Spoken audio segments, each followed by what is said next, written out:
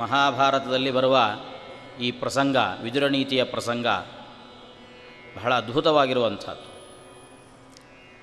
ಮಹಾಭಾರತದಲ್ಲಿ ಎಲ್ಲವೂ ಇದೆ, ಇಂಥದ್ದಿಲ್ಲ ಅಂತ ಹೇಳಲಿಕ್ಕೆ ಬರಲ್ಲ. ಯದಿಹಾಸ್ತಿ ತದನ್ಯತ್ರ ಎನ್ನೇ ಹಾಸ್ತಿ ನ ತತ್ಕ್ವಚಿತ್. ಪ್ರಪಂಚದಲ್ಲಿ ಏನೇನಿದೆಯೋ ಅದೆಲ್ಲದರ ಬಗ್ಗೆಯೂ ಮಹಾಭಾರತವು ಮಾತಾಡುತ್ತೆ. ಮಹಾಭಾರತವು ಯಾವುದನ್ನು ಹೇಳಿಲ್ವೋ ಅಂತಹ ವಸ್ತು ಪ್ರಪಂಚದಲ್ಲಿ ಹುಡುಕಿದರೂ ಸಿಕ್ಕಲ್ಲ. ಅಂದರೆ ಎಲ್ಲದರ ಬಗ್ಗೆಯೂ ಕೂಡ ಮಹಾಭಾರತದಲ್ಲಿ ವೇದವ್ಯಾಸರು ಉಲ್ಲೇಖ ಮಾಡಿದ್ದಾರೆ. ಆದ್ದರಿಂದಲೇ ಅವರನ್ನು ದೇವರು ಅಂತ ಕರೆಯುವುದು. ಉಳಿದವರೆಲ್ಲ ವ್ಯಾಸ ಅಂದರೆ ಮಧ್ವಾಚಾರ್ಯರಂದರು ದೇವರದು ಸಾಕ್ಷಾತ್ ಪರಮಾತ್ಮ. ಯಾಕೆಂದರೆ ಅಂತಹ ಅದ್ಭುತವಾದ ಜ್ಞಾನದ ಭಂಡಾರ ಮಹಾಭಾರತ. ಅಂತಹ ಮಹಾಭಾರತವನ್ನು, ಲಕ್ಷ ಶ್ಲೋಕಾತ್ಮಕವಾದ ಮಹಾಭಾರತವನ್ನು ರಚನೆ ಮಾಡಬೇಕು ಅಂತಂದರೆ ಅದು ಸಾಕ್ಷಾತ್ತು ಪರಮಾತ್ಮನಲ್ಲದೆ ಯಾವನೋ ಒಬ್ಬ ಋಷಿ ಆದರೆ ಅದರಿಂದ ಆಗುವಂತಹದ್ದಲ್ಲ. ಕೋಹ್ಯನ್ಯ ಪುಂಡರೀಕಾಕ್ಷಾತ್ ಮಹಾಭಾರತ ಕೃತ್ ಭವೇತ್. ಆದ್ದರಿಂದಾಗಿ ಮಹಾಭಾರತ ಅದೇ ಅದ್ಭುತವಾದಂತಹ ಗ್ರಂಥ. ಆ ಮಹಾಭಾರತದಲ್ಲಿ ಉದ್ಯೋಗ ಪರ್ವದಲ್ಲಿ ಬರತಕ್ಕಂತಹ ಒಂದು ಪ್ರಸಂಗ ವಿದುರನೀತಿ.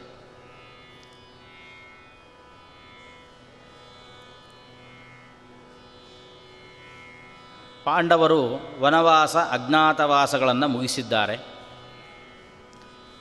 ಮುಗಿಸಿ ಕೃಷ್ಣನ ಸಂಧಾನಕ್ಕೆ ಅಂತ ಕಳಿಸಿಕೊಟ್ಟಿದ್ದಾರೆ. ಅದೆಲ್ಲದರ ಪ್ರಕರಣ ಆಗಿದೆ. ಇದೆಲ್ಲ ಆದಮೇಲೆ ಒಂದು ಸಂದರ್ಭದಲ್ಲಿ ಧೃತರಾಷ್ಟ್ರ ತನ್ನ ಪ್ರೀತಿಪಾತ್ರನಾದ ಸಂಜಯನನ್ನು ಪಾಂಡವರ ಹತ್ರಕ್ಕೆ ಕಳಿಸಿಕೊಟ್ಟಿದ್ದಾನೆ. ಯಾಕೆಂದರೆ ನಾನು ಹೇಳಿದರೆ, ದೊಡ್ಡಪ್ಪ ಹೇಳಿದ್ದಾನೆ ಅನ್ನೋ ವಿಚಾರ ಏನಾದರೂ ಧರ್ಮರಾಜನ ಕಿವಿಗೆ ಬಿದ್ದರೆ ಯಾರು ಏನು ಹೇಳಿದರೂ ಕೂಡ ಅವನು ಯುದ್ಧಕ್ಕೆ ತೊಡಗೋದಿಲ್ಲ. ಅಕಸ್ಮಾತ್ ಯುದ್ಧ ಏನಾದರೂ ಆದರೆ ನನ್ನ ಮಕ್ಕಳು ಸಾಯೋದು ಗ್ಯಾರಂಟಿ. ಭೀಮಸೇನ ಬಿಡೋದಿಲ್ಲ. ಹಾಗಾಗಿ ಏನಾದರೂ ಮಾಡಿ ಯುದ್ಧವನ್ನು ನಿಲ್ಲಿಸಬೇಕು ಅಂತ ಸಂಜಯನ ಹತ್ರ ಹೇಳಿ ಕಳಿಸ್ತಾ ಇದ್ದಾನೆ. ಹೀಗೆ ಏನೋ ಒಂದು ನಡೆಯುತ್ತೆ, ಮುಂದೆ ಪಿತೂರು ನಡೆಯುತ್ತೆ ಅಂತ ಗೊತ್ತಿತ್ತು. ಅದಕ್ಕೆ ಭೀಮಸೇನ, ದ್ರೌಪದಿ ಎಲ್ಲ ನಿಂತು ಧರ್ಮರಾಜನಿಗೆ ಉಪದೇಶವನ್ನು ಚೆನ್ನಾಗಿ ಮಾಡಿಟ್ಟಿದ್ದಾರೆ. ನಮ್ಮ ಕೈಯಲ್ಲೇನಿದೆ, ಎಲ್ಲ ದೇವರು ಮಾಡಿದ್ದು, ಅವನೇನು ಮಾಡಿದರೆ ಅದಾಗತ್ತೆ, ನಾವಾಗಿ ಯಾಕೆ ಯುದ್ಧಕ್ಕೆ ಹೋಗಬೇಕು, ಹೀಗೆಲ್ಲ ಏನೇನೋ ಬುದ್ಧಿಯನ್ನು ತಾಳಿದ್ದ ಧರ್ಮರಾಜನಿಗೆ ಉಪದೇಶ ಮಾಡಿ, ಇಲ್ಲ, ದೇವರು ಕೊಟ್ಟ ಸ್ವಾತಂತ್ರ್ಯ ನಮಗೂ ಇದೆ, ನಾವು ಜಡವಾದ ಪದಾರ್ಥದಂತೆ ಅಲ್ಲ, ಜೀವನಿಗೆ ಕಿಂಚಿತ್ತು ಕರ್ತೃತ್ವ ಅನ್ನೋದಿದೆ, ಅದರಿಂದ ಆಧರಿಸಿಕೊಂಡು ನಾವು ಕೆಲಸದಲ್ಲಿ ತೊಡಗಬೇಕು, ನಮ್ಮ ಕರ್ತವ್ಯಗಳನ್ನು ನಾವು ಮಾಡಬೇಕು ಅನ್ನುವ ಉಪದೇಶವನ್ನು ಭೀಮಸೇನ, ದ್ರೌಪದಿಯರು ಎಲ್ಲ ಮಾಡಿದ್ದಾರೆ ಧರ್ಮರಾಜನಿಗೆ. ಸರಿ, ಸಂಜಯ ಬಂದ. ದೊಡ್ಡಪ್ಪ ಒಂದು ಸಂದೇಶವನ್ನು ಕಳಿಸಿದ್ದಾನೆ. ಏನು ಸಂದೇಶ ಕಳಿಸಿದ್ದಾನೆ? ಎಂಥ ದೊಡ್ಡ ಸ್ಥಾನದಲ್ಲಿದ್ದಾನೆ. ಪಾಂಡವರು ಕೂಡ ಧೃತರಾಷ್ಟ್ರನನ್ನು ಎಷ್ಟು ಉತ್ತಮ ಭಾವದಿಂದ ನೋಡ್ತಾ ಇದ್ದಾರೆ. ಇಂಥ ಸಂದರ್ಭದಲ್ಲಿ ಧೃತರಾಷ್ಟ್ರ ಹೇಳಿ ಕಳಿಸಿದ್ದಾನೆ. ಏನು ಅಂದರೆ, ನನಗೆ ಕೌರವರು ಪಾಂಡವರು ಬೇರೆ ಬೇರೆ ಅಲ್ಲ, ಇಬ್ಬರು ಎರಡು ಕಣ್ಣಿದ್ದ ಹಾಗೆ, ಯಾವುದಕ್ಕೆ ನೋವಾದರೂ ಅದು ನನಗೆ ತೊಂದರೆ, ಆದ್ದರಿಂದಾಗಿ ಯುದ್ಧವನ್ನು ನಿಲ್ಲಿಸಿ. ಸರಿ, ಆಮೇಲೆ ಪ್ರಶ್ನೆ ಬರುತ್ತಲ್ಲ, ಇದೇನೋ ಉಪದೇಶ ನಮಗೆ ಯಾಕೆ ಕೊಡ್ತಿದ್ದೀರಿ, ನಿಮ್ಮ ಪಕ್ಕದಲ್ಲೇ ಇದ್ದಾನೆ ನಿನ್ನ ಮಗ ದುರ್ಯೋಧನ, ಅವನಿಗೆ ಕೊಡ್ಬೋದಲ್ಲ. ಅದಕ್ಕೆ ಧೃತರಾಷ್ಟ್ರ ಹೇಳಿ ಕಳಿಸಿದ್ದಾನೆ, ದುರ್ಯೋಧನನಿಗೂ ಹೇಳ್ಬೋದಿಲ್ಲ ಅಂತಲ್ಲ, ಅವನು ಬಹಳ ದುಷ್ಟ, ನಿಮ್ಮಂಥ ಒಳ್ಳೆಯವನಲ್ಲ, ಹೇಳಿದ ಮಾತನ್ನು ಕೇಳೋ ಸ್ವಭಾವ ಸುತರಾಮ್ ಅವನಲ್ಲಿ ಇಲ್ಲ, ಆದ್ದರಿಂದ ನಾನು ಅವನಿಗೆ ಉಪದೇಶ ಮಾಡಲಿಕ್ಕೆ ಹೋಗೋದಿಲ್ಲ, ನಿಮಗೆ ಹೇಳ್ತಾ ಇದ್ದೀನಿ. ಮತ್ತು ನಿಮಗೀಗಾಗಲೇ ವನವಾಸ ಮಾಡಿ ಮಾಡಿ ಮಾಡಿ ಅಭ್ಯಾಸ ಆಗಿದೆ, ಆದ್ದರಿಂದ ಇದನ್ನು ಹೀಗೆ ಮುಂದುವರಿಸ್ಕೊಂಡು ಹೋದರೂ ಏನು ದೊಡ್ಡ ನಾಶ ಇಲ್ಲ, ತೊಂದರೆ ಆಗಲ್ಲ. ಆದ್ದರಿಂದ ಹೀಗೆ ವನವಾಸ ಮುಂದುವರಿಸಿಬಿಡಿ, ಮತ್ತೆ ಬರೋದು ರಾಜ್ಯಕ್ಕಾಗಿ ಹೋರಾಟ ಮಾಡೋದು, ಯುದ್ಧಗಳು ನಮ್ಮಲ್ಲೇ ಹೊಡೆದಾಟ ಯಾಕೆ? ಸರಿ, ಹೀಗೊಂದು ಉಪದೇಶ ಅಷ್ಟು ದೊಡ್ಡ ಹಿರಿಯ ಸ್ಥಾನದಲ್ಲಿದ್ದವನು ಹೆಂಗೂ ವನವಾಸದಲ್ಲಿ ಇದ್ದ ಅಭ್ಯಾಸ ಆಗಿದೆ, ಹಿಂಗೇ ಇರಿ, ಏನು ಈ ಮಾತಿಗೆ ಅರ್ಥ?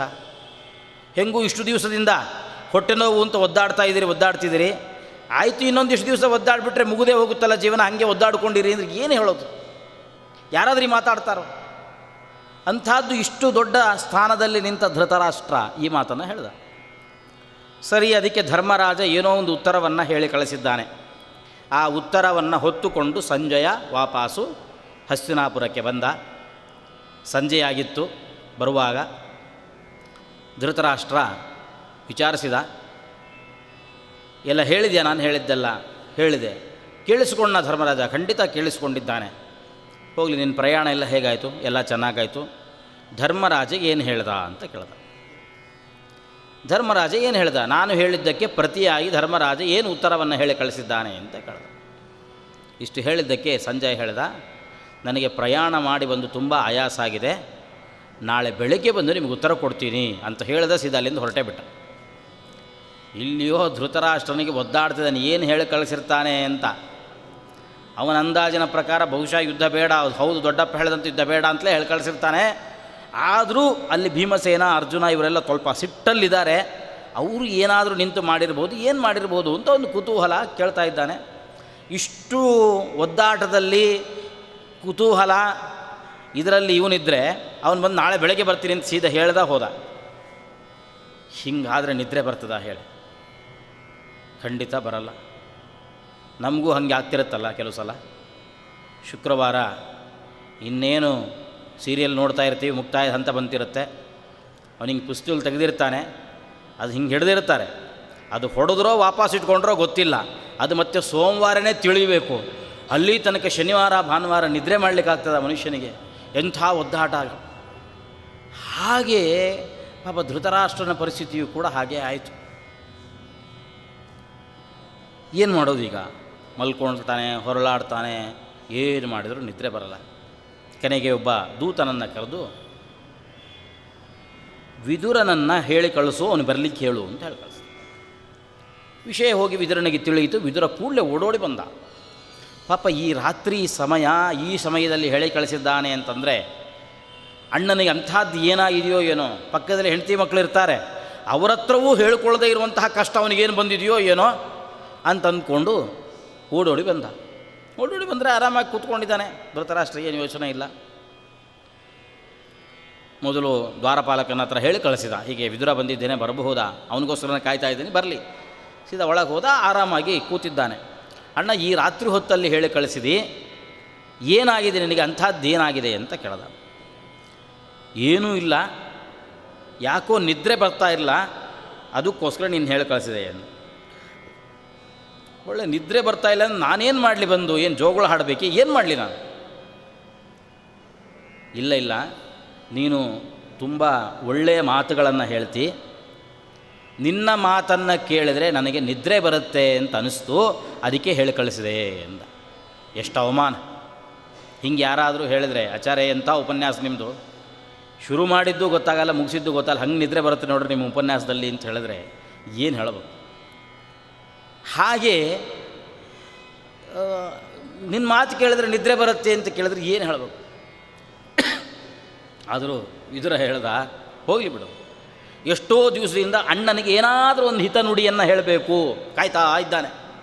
ಯಾವಾಗ ನೋಡಿದರೂ ಅವನು ದುರ್ಯೋಧನ ಪಕ್ಕದಲ್ಲಿ ನಿಂತಿರ್ತಾನೆ. ಇವನು ಬಂದರೆ, ವಿದುರ ಬಂದರೆ ಏನಾದರೂ ಹೇಳಿ ಕಳಿಸ್ತಾನೆ ನಮ್ಮ ಅಪ್ಪನಿಗೆ ಅಂತ ಹೇಳಿ ಬರ್ತಿದ್ದಂಗೆ ಹಾಗೆ ವಾಪಸ್ ಕಳಿಸಿಬಿಡ್ತಾನಂತೆ. ಹಾಗಾಗಿ ಇವತ್ತಾದರೂ ಅವನೇ ಸ್ವಯಂ ಕೇಳ್ತಿದ್ದಾನೆ. ಆಯಿತು, ಹೇಳಿದರೆ ಆಯಿತು, ಪರವಾಗಿಲ್ಲ ಅಂತ ಅಂದ್ಕೊಂಡು ಬಂದು ಯಾಕೆ ನಿದ್ರೆ ಬರ್ತಿಲ್ಲ, ಏನು ಕಥೆ ಅಂತ ಎಲ್ಲ ವಿಚಾರ ಮಾಡಲಿಕ್ಕೆ ಶುರು ಮಾಡಿದ. ಅವನು ಆ ಸಂದರ್ಭದಲ್ಲಿ ಏನು ಧೃತರಾಷ್ಟ್ರನಿಗೆ ಹಿತವಾದ ಮಾತುಗಳನ್ನು ಹೇಳಿದ್ದಾನೆ, ಅದನ್ನೇ ವಿದುರ ನೀತಿ ಅಂತ ಕರೆದು. ಯದ್ಯಪಿ ಇಲ್ಲಿ ವಿದುರ ನೀತಿಯಲ್ಲಿ ದೇವರ ಬಗ್ಗೆ ಅಥವಾ ಹರಿಸರ್ವೋತ್ತಮತ್ವದ ಬಗ್ಗೆ ಅಷ್ಟಾಗಿ ಬಾರದೇ ಇದ್ದರೂ ಕೂಡ ಎಲ್ಲ ಮನುಷ್ಯನಿಗೂ ಅವನ ಜೀವನಕ್ಕೆ ಉಪಯುಕ್ತವಾಗುವ ಅನೇಕ ವಿಷಯಗಳನ್ನು ಇಲ್ಲಿ ವಿದುರ ಉಪದೇಶ ಮಾಡ್ತಾ ಇದ್ದಾನೆ. ಈಗ ಯಾವುದಾದ್ರೂ ಒಂದು ಪುಸ್ತಕದ ಅಂಗಡಿಗೆ ಹೋದರೆ ಅಲ್ಲಿ ಸುಭಾಷಿತಗಳು ಅಂತ ಪುಸ್ತಕಗಳು ಸಿಗ್ತವೆ. ಬೇರೆ ಬೇರೆಯವರು ಮಾಡಿದ ಸುಭಾಷಿತಗಳನ್ನು ಅಲ್ಲಿ ಸಂಗ್ರಹ ಮಾಡಿ ಅದರ ತಾತ್ಪರ್ಯ ಗಿತ್ಪರ್ಯ ಎಲ್ಲ ಕೊಟ್ಟಿರ್ತಾರೆ. ಹೀಗೆ ನೀವೇನಾದರೂ ಒಂದು ಪುಸ್ತಕ ತೆಗೆದರೆ ಆ ಪುಸ್ತಕದಲ್ಲಿ ಒಂದು 50% ಶ್ಲೋಕಗಳು 50% ಸುಭಾಷಿತಗಳು ಅದು ವಿದುರ ನೀತಿಯದ್ದೇ ಆಗಿರುತ್ತೆ. ಅಂದರೆ ಅಷ್ಟು ಅದ್ಭುತವಾಗಿರುವಂತಹ ವಿಷಯಗಳನ್ನು ವಿದುರ ಉಪದೇಶ ಮಾಡಿದ್ದಾನೆ. ಆ ಕಾರಣದಿಂದಾಗಿ ವಿದುರ ನೀತಿಗೆ ಅಂತಹ ಒಂದು ಮಹತ್ವ ಬಂದಿದೆ. ಇದು ನೀತಿ ಹೇಗೆ ಅಂತಂದರೆ ಆಸ್ತಿಕದ ನೀತಿ. ಆಸ್ತಿಕನಾಗಿದ್ದುಕೊಂಡು ದೇವರನ್ನು ನಂಬಿಕೊಂಡು ಹೇಗೆ ಜೀವನವನ್ನು ಅಳವಡಿಸಿಕೊಳ್ಳಬೇಕು ಅಂತ ಹೇಳಲಿಕ್ಕೆ ಉಪದೇಶ ಕೊಟ್ಟಿದ್ದಾನೆ. ವಿದುರ ನೀತಿ ಅಂತ ಏನಿದೆ ಇದಕ್ಕೆ ವಿರುದ್ಧವಾದ ಮತ್ತೊಂದು ನೀತಿ ಇದೆ. ಆ ನೀತಿಯನ್ನು ಕಣಿಕ ನೀತಿ ಅಂತ ಕರೀತಾರೆ. ಕಣಿಕ, ಕಳಿಂಗ ಅಂತಲೂ ಅವನ ಹೆಸರನ್ನು ಹೇಳಿದ್ದಾರೆ, ಕಣಿಕ ಅಂತಲೂ ಇದೆ. ಕಣಿಕನು ಹೇಳಿದ ನೀತಿ. ಕಣಿಕ ಶಕುನಿ ದುರ್ಯೋಧನರಿಗೆ ಉಪದೇಶ ಮಾಡಿದ್ದಾನೆ ಆ ನೀತಿಯನ್ನು. ಯಾಕೆ ದುರ್ಯೋಧನ ತನ್ನ ಜೀವನದಲ್ಲಿ ಹಾಗೆ ಮಾರ್ಪಾಟಾದ? ಅದಕ್ಕೆ ಕಣಿಕ ನೀತಿ ಬಹಳ ಮುಖ್ಯ.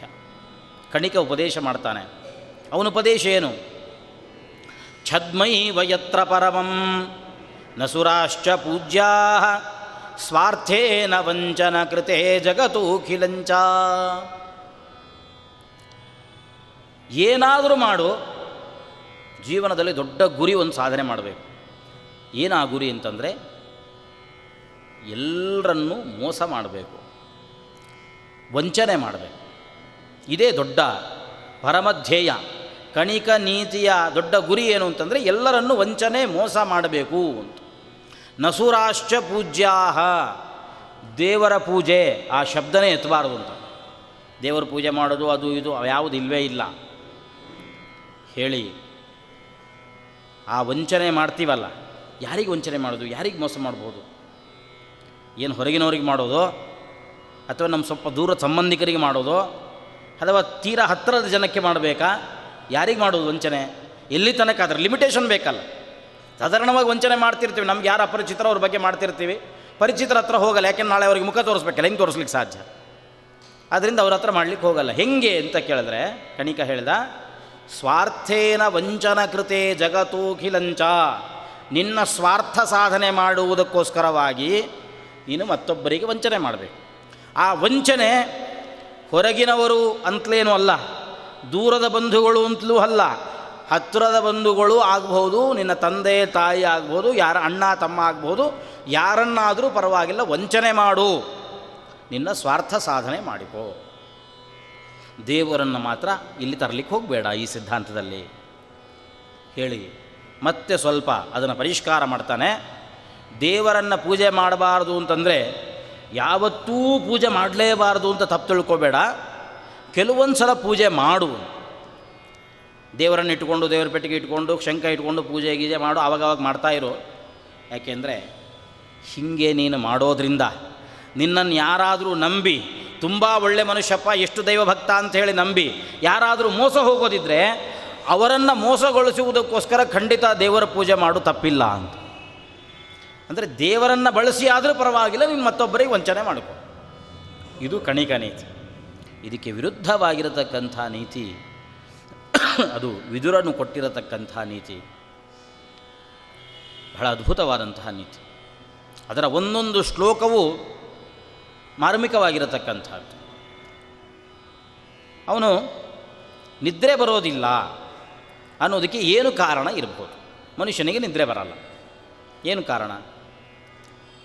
ಏನು ಕಾರಣ ಅಂದರೆ 3 ಕಾರಣಗಳನ್ನು ಹೇಳ್ತಾರೆ. ಅಭಿಯುಕ್ತಂ ಬಲವತಾ ದುರ್ಬಲಂ ಹೀನ ಸಾಧನಂ ಹೃತಸ್ವಂ ಕಾಮಿನಂ ಚೋರಂ. 4 ಕಾರಣಗಳನ್ನು ಕೊಟ್ಟಿದ್ದಾನೆ. ಆವಿಶಂತಿ ಪ್ರಜಾಗರ. ಒಂದು, ನಮಗಿಂತಲೂ ಕೂಡ ಪ್ರಬಲನಾಗಿರುವಂತಹ ವ್ಯಕ್ತಿಯ ಜೊತೆಗೆ ಜಗಳ ಮಾಡ್ಕೊಂಡ್ಬಿಟ್ಟಿದ್ದೀವಿ. ಮಾಡ್ಕೋಬಾರ್ದು ಯದ್ಯಪಿ. ಯಾವತ್ತಿಗೂ ಕೂಡ ಆಚಾರ್ಯ ಒಂದು ನೀತಿಯನ್ನು ಹೇಳ್ತಾರೆ, ಪ್ರಶಸ್ಯತೋನೋ ಬಲಿಭಿರ್ವಿರೋಧ. ನಮಗಿಂತಲೂ ಬಲಿಷ್ಠರಾದವ್ರ ಜೊತೆಗೆ ಯಾವತ್ತಿಗೂ ವಿರೋಧ ಕಟ್ಕೋಬಾರ್ದು. ಅದು ಹಣದಲ್ಲಿಯೂ ಅವರು ಪ್ರಬಲರಿರಬಹುದು, ಅಥವಾ ಅಧಿಕಾರದ ದೃಷ್ಟಿಯಿಂದ ಪ್ರಬಲರಿರಬಹುದು. ಅಂತೂ ಇನ್ನೊಬ್ಬರ ಜೊತೆಗೆ ವಿರೋಧವನ್ನು ಕಟ್ಕೋಬಾರ್ದು. ಆದರೆ ವಿರೋಧವನ್ನು ಕಟ್ಟಿಕೊಂಡಿದ್ದಾನೆ. ಆಮೇಲೆ ಗೊತ್ತಾಯಿತು, ವಿರೋಧ ಕಟ್ಕೊಂಡ ಮೇಲೆ ಗೊತ್ತಾಯಿತು ಅವನು ನಮಗಿಂತಲೂ ಕೂಡ ಪ್ರಬಲ, ನಾನು ದುರ್ಬಲನಾಗಿದ್ದೇನೆ. ನಾಳೆ ಅವನು 4 ಜನರನ್ನು ಕರ್ಕೊಂಡು ಬಂದರು, ಅಥವಾ ತನ್ನ ಸ್ವಂತ ಬಲ ಉಪಯೋಗಿಸಿ ಯಾರನ್ನೋ ಪೊಲೀಸರನ್ನು ಕರ್ಕೊಂಬಂದು ಮನೆ ಎದುರುಗಡೆ ನಿಂತ್ಕೊಂಡ್ರು, ಏನು ಮಾಡೋದು ಈಗ? ದೊಡ್ಡ ಟೆನ್ಷನ್. ಇಂತಹ ಸಂದರ್ಭದಲ್ಲಿ ಮನುಷ್ಯನಿಗೆ ಸಾಧಾರಣವಾಗಿ ನಿದ್ರೆ ಬರಲ್ಲ. ಅಥವಾ ಹೃತಸ್ವಂ, ನಮ್ಮ ಮನೆಯಲ್ಲಿ ರಾತ್ರಿ ಕಳ್ಳರು ಬಿದ್ದು ಮನೆಯಲ್ಲಿರೋದನ್ನೆಲ್ಲ ಕಳ್ಳತನ ಮಾಡ್ಕೊಂಡು ಹೋದರು. ಗೊತ್ತಾಯಿತು ಕಳ್ಳತನ ಮಾಡ್ಕೊಂಡು ಹೋಗಿದ್ದಾರೆ. ಕಳ್ಳತನ ಮಾಡ್ಕೊಂಡು ಹೋದ್ಮೇಲೆ ಯಾರಿಗಾರು ನಿದ್ರೆ ಬರುತ್ತಾ? ಅಂತೂ ಪರವಾಗಿಲ್ಲಪ್ಪ, ಓದಿದ್ದೆಲ್ಲ ಹೋಯ್ತು, ಇನ್ನೇನು ಸುಖವಾಗಿ ಮಲ್ಕೋಣ. ಏನು ಜೀವನ ಇಡೀ ಒದ್ದಾಡಿ ದುಡ್ದದ್ದು ಇದ್ದಕ್ಕಿದ್ದಂತೆ ರಾತ್ರಿ ಯಾರೋ ಒಬ್ಬ ಬಂದು ಕದ್ಕೊಂಡು ಹೋದರೆ ಹೆಂಗ್ರಿ ನಿದ್ರೆ ಬರಲಿಕ್ಕೆ ಸಾಧ್ಯ? ಹೃತಸ್ವಂ, ತನ್ನ ಸ್ವತ್ತನ್ನು, ಸಂಪತ್ತನ್ನು, ಹಣವನ್ನು ಯಾರಾದರೂ ಕದ್ದುಕೊಂಡು ಹೋಗಿದ್ದಾನೆ, ನನ್ನನ್ನು ಮುಳುಗಿಸಿದ್ದಾನೆ ಗೊತ್ತಾದರೆ ನಿದ್ರೆ ಬರಲ್ಲ. ಕಾಮಿನಂ, ಕಾಮುಕನಾಗಿದ್ದಾನೆ, ಕಾಮನ ಆವೇಶಕ್ಕೆ ಒಳಗಾಗಿದ್ದರೂ ಕೂಡ ನಿದ್ರೆ ಬರಲ್ಲ. ಚೋರಂ, ಕಳ್ಳನಿಗೂ ನಿದ್ರೆ ಬರಲ್ಲ. ಕಳ್ಳನಾದರೆ ನಿದ್ರೆ ಮಾಡಿದರೆ ಅವನು ರಾತ್ರಿ ಪಾಪ ಕಳ್ಳತನ ಹೆಂಗೆ ಮಾಡ್ಲಿಕ್ಕೆ ಸಾಧ್ಯ? ಅಂದರೆ ಇದು ವಿದುರ ಆವತ್ತಿನ ಕಾಲದ ಕಳ್ಳರನ್ನು ಇಟ್ಕೊಂಡು ಹೇಳಿದ್ದು. ಇವತ್ತಿನ ಕಾಲದ ಕಳ್ಳರು ಭಾರಿ ಚುರುಕಾಗಿಬಿಟ್ಟಿದ್ದಾರೆ. ಅವರು ಬೆಳಗ್ಗೆ 9 ಗಂಟೆಯಿಂದ ರಾತ್ರಿ 9 ಗಂಟೆ ತನಕ ಕೆಲಸ ಮಾಡಿ ಬಂದು ಆರಾಮಾಗಿ ರಾತ್ರಿ ಮಲ್ಕೊಂಡ್ಬಿಡ್ತಾರೆ. ಯಾಕೆಂದರೆ ಹಗಲು ದರೋಡೆಗಳೇ ನಡೆಯೋ ಜಾಸ್ತಿ ಆಗಿಬಿಟ್ಟಿದೆ ಈಗ. ಆದ್ದರಿಂದಾಗಿ ಅಂತೂ ಅವನು ಹೇಳ್ತಾನೆ, ನಮಗಿಂತಲೂ ಬಲಿಷ್ಠ ಪ್ರಬಲನಾದವನ ಜೊತೆಗೆ ಜಗಳ ಕಾದುಕೊಳ್ಳೋದು, ಅಥವಾ ತಾನು ತನ್ನ ಸಂಪತ್ತನ್ನು ಯಾರಾದರೂ ಕದ್ದಿರೋದು, ಅಥವಾ ತಾನೇ ಸ್ವಯಂ ಕಳ್ಳನಾಗಿರಬಹುದು, ಅದು ಕಳ್ಳನಾಗಿರ್ಬೋದು, ಕಾಮುಕನಾಗಿರ್ಬೋದು. ಈ ಕಾರಣಗಳಿಂದ ನಿದ್ರೆ ಬರಲ್ಲ ಅಂತ ಹೇಳ್ತಾನಷ್ಟೇ. ನಿನಗೆ ಯಾವ ಕಾರಣದಿಂದ ನಿದ್ರೆ ಬರಲ್ಲ ಅಂತ ಹೇಳಿಲ್ಲ ಅವನು. ಇದರಲ್ಲಿ ಅವನು ಆಯ್ಕೆ ಮಾಡ್ಕೋಬೇಕು ಧೃತರಾಷ್ಟ್ರ, ನನಗೆ ಯಾವುದು ಅಂತ ತಾನು ಅಂದ್ಕೋಬೇಕು ಯಾವುದು. ಅದಕ್ಕೆ ಮೊದಲಿಗೆ ಹೇಳಿಬಿಟ್ಟಿದ್ದಾನೆ, ಅಭಿಯುಕ್ತಂ ಬಲವತಾ ದುರ್ಬಲಂ ಹೀನ ಸಾಧನಂ. ಪಾಂಡವರ ಜೊತೆಗೆ ಜಗಳ ಆಡಬಾರ್ದಿತ್ತು, ಪಾಂಡವರ ಜೊತೆಗೆ ದ್ವೇಷ ಕಟ್ಕೋಬಾರ್ದಿತ್ತು, ಕಟ್ಟಿಕೊಂಡಾಗಿದೆ. ಸಂಖ್ಯೆಯಲ್ಲಿ ಕಡಿಮೆಯವರು, ಇವರು ಸಂಖ್ಯೆಯಲ್ಲಿ ದೊಡ್ಡವರು, ಆದರೆ ಬಲದ ಎದುರುಗಡೆ ಭೀಮಾರ್ಜುನರು ಇರುವಾಗ ಅವರ ಎದುರುಗಡೆ ಯಾವ ದುರ್ಯೋಧನ, ಯಾವ ದುಶ್ಯಾಸನ. ಆದ್ದರಿಂದ ನನ್ನ ಮಕ್ಕಳು ಉಳಿಯೋದಿಲ್ಲ, ನಾಳೆ ಯುದ್ಧ ನಡೆದರೆ ನನ್ನ ಮಕ್ಕಳು ಉಳಿಯೋದಿಲ್ಲ, ಏನು ಮಾಡಲಿ ಅನ್ನುವ ಟೆನ್ಷನ್ನು. ಈ ಕಾರಣದಿಂದಾಗಿ ಧೃತರಾಷ್ಟ್ರನಿಗೆ ನಿದ್ರೆ ಬರ್ತಾ ಇಲ್ಲ ಅನ್ನೋದನ್ನು ಪರೋಕ್ಷವಾಗಿ ಬಾಯಿ ಬಿಟ್ಟು ನಿನಗೆ ಅಂತ ಹೇಳ್ದೇನೆ, ಹೀಗೆ ಕೆಲವು ಕಾರಣಗಳಿಂದ ಮನುಷ್ಯನಿಗೆ ನಿದ್ರೆ ಬರೋದಿಲ್ಲ ಅಂತ ಹೇಳಿ ಮುಗಿಸಿಬಿಟ್ಟ. ಮತ್ತೆ ಒಂದು ಮಾತನ್ನು ಹೇಳ್ದ, ಅಣ್ಣ ನಾವು ಕೆಲವು ಸಂದರ್ಭ, ಅವನು ಬಹಳ ಚೆನ್ನಾಗಿ ಹೇಳ್ತಾ ಹೋಗ್ತಾನೆ. ಅವನು ಹೆಂಗೆ ಹೇಳ್ತಾನೆ ಅಂದರೆ, ನಾವು ಹೇಗೆ ಬದುಕಬೇಕು, ಹೇಗೆ ಬದುಕಬಾರದು ಹೇಳುವಾಗ ಜ್ಞಾನಿಯ ಲಕ್ಷಣವನ್ನು ಹೇಳ್ತಾನೆ, ಮೂರ್ಖನ ಲಕ್ಷಣವನ್ನು ಹೇಳ್ತಾನೆ. ಮೂರ್ಖನ ಲಕ್ಷಣ ಹೇಳಿದಾಗ ಹೀಗಿರಬಾರ್ದು ಅಂತ ನಾವು ತಿಳ್ಕೊಳ್ಬೇಕು, ಜ್ಞಾನಿಯ ಲಕ್ಷಣವನ್ನು ಹೇಳಿದಾಗ ಹೀಗೆ ಬಾಳಬೇಕು ಅಂತ ತಿಳ್ಕೊಳ್ಬೇಕು. ಒಂದೊಂದು ಮಾತು ಹೇಳ್ತಾನೆ. ಏನು ಹೇಳ್ದ ಅಂದರೆ, ಅನಾಹೂತಃ ಪ್ರವಿಶತಿ ಅಪೃಷ್ಟೋ ಬಹುಭಾಷತೆ ಅವಿಶ್ವಸ್ತೆ ವಿಶ್ವಸಿತಿ ಮೂಢಚೇತಾನರಾಧಮಃ.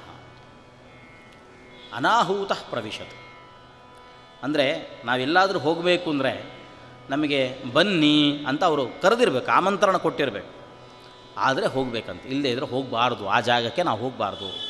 ನಮಗೆ ಎಲ್ಲಿ ಹೇಳಿಕೆ ಇಲ್ಲ, ಅಂತಹ ಸಮಾರಂಭವೋ ಏನೇ ಆಗಿರಲಿ ಅಂತಹ ಜಾಗಕ್ಕೆ ನಾವು ಹೋಗಬಾರ್ದು. ಅದರಲ್ಲೂ ಮೊದಲು ಊಟಕ್ಕೆ ಹೋಗಬಾರ್ದು, ಹೇಳದೆ ಕೇಳದೆ ಸೀದಾ ಊಟಕ್ಕೆ ನುಗ್ಗಿಬಿಡೋದು, ಅಂಥದ್ದೆಲ್ಲ ಮಾಡಬಾರ್ದು. ಹಾಗೇನಾದರೂ ಮಾಡಿದರೆ, ಹೇಳದೆ ಕೇಳದೆ ಊಟ ಗೀಟಕ್ಕೆ ಹೋಗಿಬಿಟ್ರೆ ಅವನು ಮುಂದಿನ ಜನ್ಮದಲ್ಲಿ ಗರುಡ ಪುರಾಣ ಹೇಳುವಂತೆ ಕಾಗೆನೇ ಆಗಿ ಹುಟ್ಟೋದನು. ಕಾಕಃ ನಿರ್ಮಂತ್ರ ಭೋಜನ, ಆಮಂತ್ರಣ ಇಲ್ಲದೆ ನಾವು ಊಟಕ್ಕೆ ಹೋದರೆ ಖಂಡಿತ ಕಾಗೆಗಳಾಗೇ ಹುಡ್ತೇವೆ. ನಮಗೂ ಅನಿಸುತ್ತೆ, ಇವತ್ತಿನ ಕಾಲದಲ್ಲಿ ಇಂಥ ಜನ ಯಾರಿರ್ತಾರೆ, ಎಲೆ ಹಾಕಿ ಬನ್ನಿ ಬನ್ನಿ ಅಂತ ಫೋನ್ ಮಾಡಿ ಕರೆದ್ರೂ ಬೇಬಿ ಬರಲ್ಲ ಜನ. ಅಂಥದ್ದು ಇಂಥವ್ರು ಇವತ್ತಿನ ಕಾಲಕ್ಕೆ ಇರಲಿಕ್ಕಿಲ್ಲ ಅಂತ ಅನಿಸುತ್ತೆ.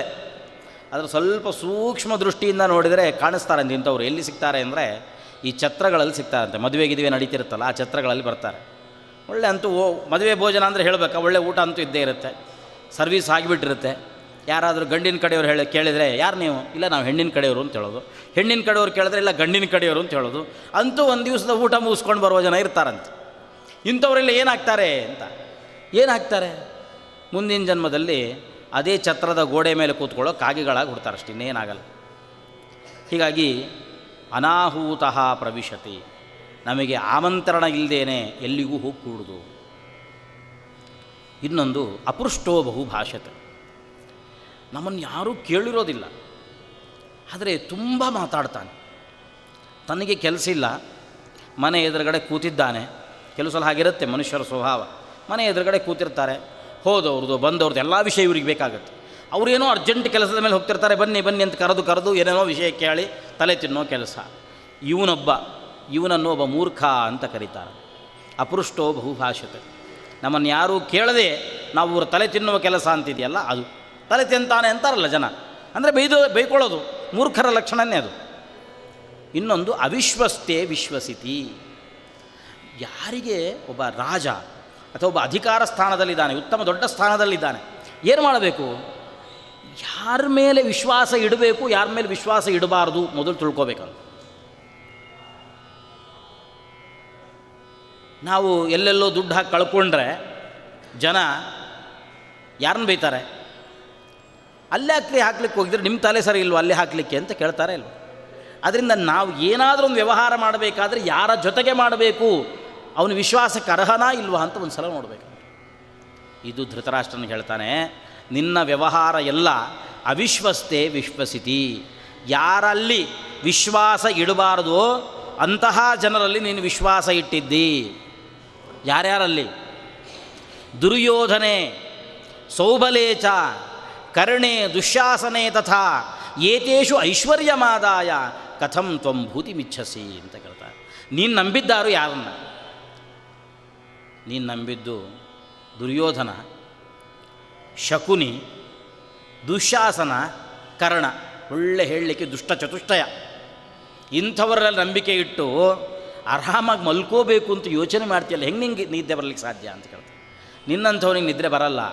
ಯಾಕೆಂದರೆ ಅವರು ನಂಬಿದ್ಯಲ್ಲ, ನೀನು ಯಾರ ಕೈಯಲ್ಲಿ ರಾಜ್ಯವನ್ನು ಕೊಟ್ಟಿದ್ದಿ ಅವರು ಯಾರೂ ಕೂಡ ವಿಶ್ವಾಸಕ್ಕೆ ಅರ್ಹರಾಗಿರುವಂತಹ ವ್ಯಕ್ತಿಗಳಲ್ಲ. ಆದ್ದರಿಂದಾಗಿ ನಿನಗೆ ಅದರಿಂದ ಒಳ್ಳೆಯದಾಗೋದಿಲ್ಲ ಅಂತ ಹೇಳಿ ಒಂದು ಒಳ್ಳೆಯ ಮಾತನ್ನು ಹೇಳ್ತಾನೆ. ಅದು ಒಂದು ಒಳ್ಳೆಯ ಮಾತು ಅನ್ನಬಾರ್ದು, ಎಲ್ಲ ಒಳ್ಳೆಯ ಮಾತುಗಳೇ ಅಲ್ಲಿ ಹೇಳ್ದ.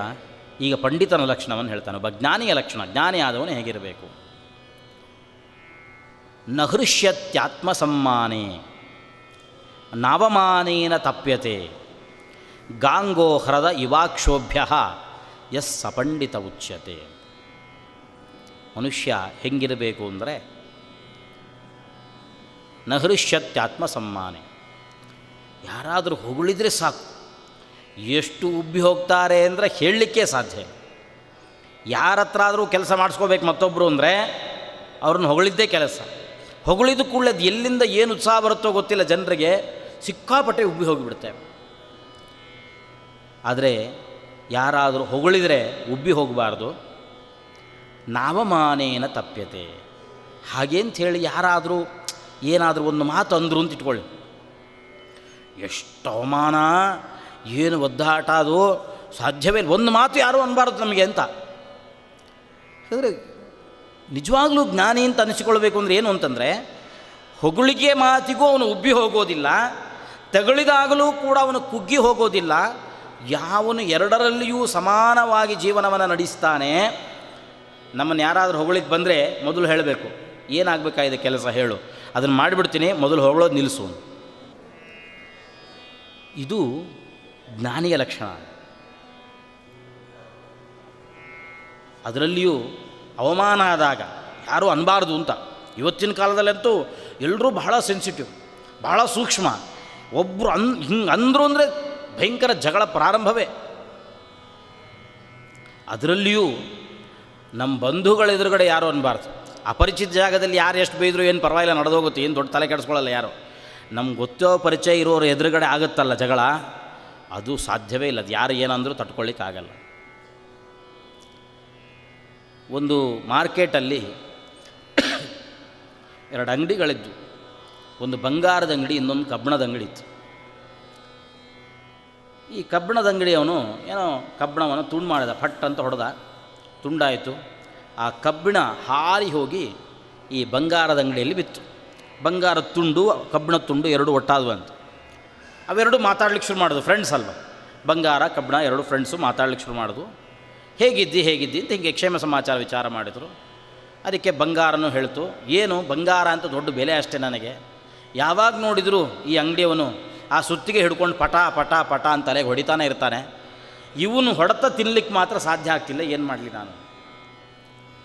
ಆವಾಗ ಕಬ್ಬಣ ಅಂತೂ ನನಗೂ ಇದೇ ದುಃಖ, ಆದರೆ ನಿನಗಿಂತಲೂ ಹೆಚ್ಚಿನ ದುಃಖ ನನಗೆ. ಯಾಕೆಂದರೆ ನಿನಗೆ ಯಾರು ಹೊಡಿತಿದ್ದಾನಲ್ಲ ಕಬ್ಬಣ, ಅವನು ನಿನ್ನ ಜಾತಿಯವನಲ್ಲ.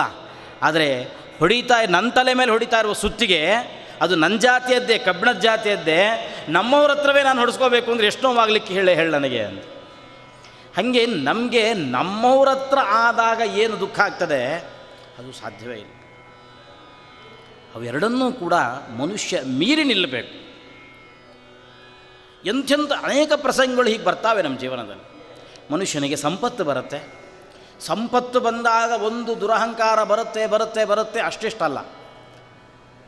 ಸಂಪತ್ತು ಹೋಯಿತು ಅಂತ ಇಟ್ಕೊಳ್ಳಿ, ಸಂಪತ್ತು ಹೋದರೆ ಕೂಡಲೇ ಏನು ತೀರ್ಮಾನ ಮಾಡ್ಕೊಳ್ಳೋದು, ಸಂಪತ್ತು ಹೋಗಿದೆ, ನಾನಿನ್ನು ಬದುಕಲಿಕ್ಕೆ ಸಾಧ್ಯವೇ ಇಲ್ಲ. ಮಾರನೇ ದಿವಸ ಪೇಪರಲ್ಲಿ ಬಂದಿರುತ್ತೆ, ಸಾಲದ ಬಾಧೆಗೆ ನೇಣಿಗೆ ಶರಣು. ಆಯ್ತು, ಹೀಗೆ ಜೀವನ ಮುಗಿಸ್ಬಿಡೋದು. ಎರಡಕ್ಕೂ ನಿಜವಾಗಲೂ ಸಂಪತ್ತು ಅಂದರೆ ಏನು? ಸಂಪತ್ತು ಅಂದರೆ ಯಾವುದು ಶಾಶ್ವತವಾಗಿ ಉಳಿಯೋದಿಲ್ವೋ ಅದು ಸಂಪತ್ತು. ಸಂಪತ್ತಿನ ಲಕ್ಷಣವೇ ಹಾಗೆ. ಸಂಪತ್ತು ಬರುತ್ತೆ, ಹೇಗೆ ಬರಲಿಕ್ಕೆ ಶುರುವಾದರೆ ಹೇಗೆ ಬರುತ್ತೆ ಅಂತಂದರೆ, ಬಹಳ ಅದ್ಭುತವಾಗಿ ಕಾಳಿದಾಸ ಒಂದು ಮಾತನ್ನು ಹೇಳ್ತಾನೆ. ಸಂಪತ್ತು ಬರುವಾಗ ಹೇಗೆ ಬರುತ್ತೆ ಅಂತಂದರೆ, ಸೂರ್ಯ ಉದಯಿಸ್ತಾನಲ್ಲ, ಉದಯಿಸುವಾಗ ಸೂರ್ಯ ಮೊದಲು ಸ್ವಲ್ಪ ಕೆಂಪಾಗಿದ್ದ, ಆಮೇಲೆ ಒಂಚೂರು ಬಿಳಿ ಆಗಲಿಕ್ಕೆ ಶುರುವಾದ, ಆಮೇಲೆ ಅವನ ಕಿರಣಗಳು ಪ್ರಖರವಾದವು. ಮಧ್ಯಾಹ್ನದಷ್ಟೊತ್ತಿಗೆ ಹೆಂಗಾಗುತ್ತೆ ಅಂತಂದರೆ, ಯಾಕಪ್ಪ ಈ ಸೂರ್ಯ ಹುಟ್ಟಿದಾನೆ, ಯಾಕೆ ಇವನು ಈ ಬಿಸಿಲು ಅಂತ ಅನಿಸುವಷ್ಟು ರೋಸಿ ಹೋಗ್ತೇವೆ. ಹಾಗೆ ಮನುಷ್ಯನಿಗೆ ಸಂಪತ್ತು ಬರುವಾಗ ಹಾಗೆ ಬರಲಿಕ್ಕೆ ಶುರುವಾದವಾಗ ಸ್ವಲ್ಪ ಬರುತ್ತಂತೆ. ಕೊನೆಗೊಂದು ಸ್ಥಿತಿ ಹೆಂಗಾಗುತ್ತೆ ಅಂತಂದರೆ, ಮಧ್ಯಾಹ್ನದ ಸೂರ್ಯನಂತೆ ಉರಿತಾ ಆ ಸೂರ್ಯನಿಂದ ಹೇಗೆ ಎಲ್ರಿಗೂ ತೊಂದರೆನೋ, ನಮಗೆ ಬಂದ ಸಂಪತ್ತಿಂದಲೂ ಕೂಡ ನಮ್ಮ ದುರಹಂಕಾರದ ವರ್ತನೆಯಿಂದ ಎಲ್ರಿಗೂ ಕಿರಿಕಿರಿ ಆಗಲಿಕ್ಕೆ ಶುರುವಾಗುತ್ತೆ. ಅವಾಗೇನು ಮಾಡಬೇಕು? ಏನು ಮಾಡ್ತೀವಿ? ಯಾವಾಗ ಈ ಸೂರ್ಯ ಮುಳುಗ್ತಾನೆ ಕಾಯ್ತಾ ಇರ್ತೀವೋ ಇಲ್ಲೋ. ಆದ್ರೆ ಎಲ್ಲರೂ ಅನ್ಕೋತಿರ್ತಾರೆ, ಈ ಸಂಪತ್ತು ಬಂದಿದೆ, ಇವನಿಗೆ ದುರಹಂಕಾರ ಬಂದಿದೆ, ಯಾವಾಗ ದೇವರು ಕಿತ್ಕೋತಾನೋ ಏನೋ ಅಂತ ಎಲ್ಲರೂ ಕಾಯ್ತಾ ಇರ್ತಾರೆ. ಸರಿ, ಬಂದ ಸಂಪತ್ತು, ಬಂದ ಸೂರ್ಯ ಅವನೂ ಶಾಶ್ವತವಾಗಿ ಉಳಿಯೋದಿಲ್ಲ, ಕ್ರಮೇಣ ಅವನು ಮುಳುಗ್ತಾ ಬಂದ. ಅದರಂತೆ ನಮ್ಮ ಸಂಪತ್ತು ಕರಗುತ್ತಾ ಹೋಯಿತು. ಸಂಜೆ 6 ಆಗುವಾಗ ಎಲ್ಲಿದ್ದಾನೆ ಸೂರ್ಯ ಅಂದರೆ ಸೂರ್ಯ ಇಲ್ಲ. ಹಾಗೆ ನಮ್ಮ ಕೈಯಲ್ಲಿ ಸಂಪತ್ತು ಬಿಡಿಗಾಸೂ ಇಲ್ಲ ಅನ್ನುವ ಸ್ಥಿತಿ ಬರುತ್ತೆ. ಈ ಸ್ಥಿತಿ ತಲುಪಿದಾಗ ಪ್ರತಿಯೊಬ್ಬ ಮನುಷ್ಯ ಜೀವನದಲ್ಲಿ ರೋಸಿ ಹೋಗ್ತಾನೆ. ಇನ್ನು ಸಾಧ್ಯ ಇಲ್ಲ, ನನಗೆ ಬದುಕಲಿಕ್ಕೆ ಸಾಧ್ಯ ಇಲ್ಲ. ಆದರೆ ಒಂದು ಯೋಚನೆ ಮಾಡಬೇಕು, ಸೂರ್ಯ ಮುಳುಗಿದ್ದಷ್ಟೇ ಒಂದು ಕ್ಷಣ ಕಾಯಿ, ಒಂದು ಕ್ಷಣ ನಿಂತ್ಕೋ, ಸ್ವಲ್ಪ ಸಹನೆಯಿಂದ ಕಾಯಿ, ಏನು ಬರುತ್ತೋ ಅದನ್ನು ಎದುರಿಸು. ಯಾವ ಸೂರ್ಯನನ್ನು ಭಗವಂತ ಮುಳುಗಿಸಿದ್ದಾನೆ ಅದೇ ಭಗವಂತ ಚಂದ್ರನನ್ನು ಹುಟ್ಟಿಸ್ತಾನೆ. ಅವನಿಂದಲೂ ಬೆಳಕು ಬರುತ್ತೆ. ಬೆಳಕು ಬರಲಿಕ್ಕೆ ಇನ್ನೂ ಅವಕಾಶ ಇದೆ, ಕಾಯ್ತಾ ಇರೋ. ಹಾಗೆ ಒಂದು ಸಂಪತ್ತು ನಾಶ ಆಯಿತು, ಸಂಪತ್ತನ್ನು ಕೊಟ್ಟವನು ಕಿತ್ತುಕೊಂಡ ಭಗವಂತನಿಗೆ ಯಾವ ಕಾಲಕ್ಕೆ ನಮಗೆ ಆ ಸಂಪತ್ತನ್ನು ಕೊಡಬೇಕು ಅಂತ ಗೊತ್ತಿಲ್ವೋ, ಖಂಡಿತ ಆ ಸಂಪತ್ತನ್ನು ಕೊಡ್ತಾನೆ. ಸ್ವಲ್ಪ ಎಚ್ಚರಿಕೆಯಿಂದ ನೀನು ಕಾಯ್ತಾ ಇರಬೇಕು. ಹೇಗಿರಬೇಕು ನಮ್ಮ ಜೀವನ ಅಂತಂದರೆ ಒಂದು ಒಳ್ಳೆಯ ಉದಾಹರಣೆ ಕೊಡ್ತಾನೆ. ಗಾಂಗೋಹ್ರದ ಇವಾಕ್ಷೋಭ್ಯ, ಗಂಗಾ ನದಿಯ ನೀರಿನಂತೆ, ಗಂಗಾ ನದಿಯ ಪ್ರವಾಹದಂತೆ ಮನುಷ್ಯನ ಜೀವನ ಇರಬೇಕು.